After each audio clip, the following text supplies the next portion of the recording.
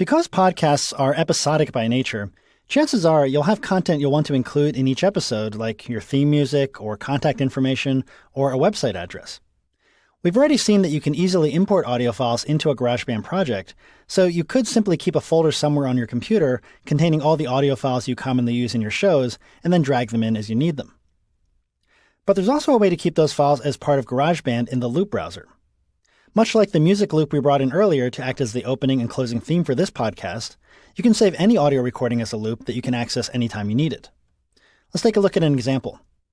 I'm still working with the same podcast episode we've been working with throughout this chapter, but you can do this from an empty GarageBand project too. In this case, I'll just keep the playhead here at the end of the timeline after all the other regions, and I'm going to record a short snippet of audio here at the end. I am going to scroll back up to the Vox 1 track to make sure that's selected. That's where I originally recorded my voice. And all my levels are set, so I can just click record and start talking. Send questions and comments about this podcast to garrick@example.com. All right, so I just recorded a short bit about how to contact me about the podcast. And I want to be able to include this information in each episode without having to re-record it each time. I also don't want to have to go through the hassle of exporting it as its own file. So I'm going to save it here in GarageBand as a loop. To do so, all I have to do is open up the loop browser and then drag this region into it. Notice the plus symbol that appears. That tells me I can let go of the mouse. And that pops open this Add Region to Apple Loops library window. So basically, you can take any region from your project and turn it into a loop. First, give your loop a name. I'll call this Contact Info. Then we have to specify what type of loop this is going to be. Now, you would choose loop up here primarily if you were working with a snippet of music, because the loop you're creating will then automatically conform to the song's tempo.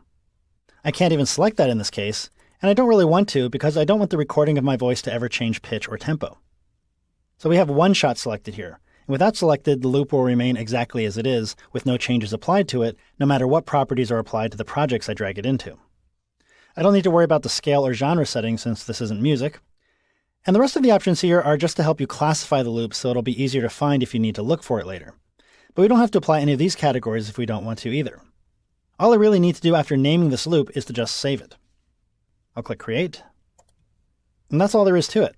So now anytime I'm working in another project, for example, I'll just save this project and create a new one. I can come over here and open up the loop browser. I can do a search for contact info. And there it is. Send questions and comments about this podcast to garrick@example.com. And I can drag that right into my project. Now to make things even easier, I can even mark this loop as a favorite, so it'll show up when I click the Favorites button here. And that way, I don't even have to type to search for it. All right, so that's how to save common content for multiple podcast episodes as loops so you can easily access them whenever you need them.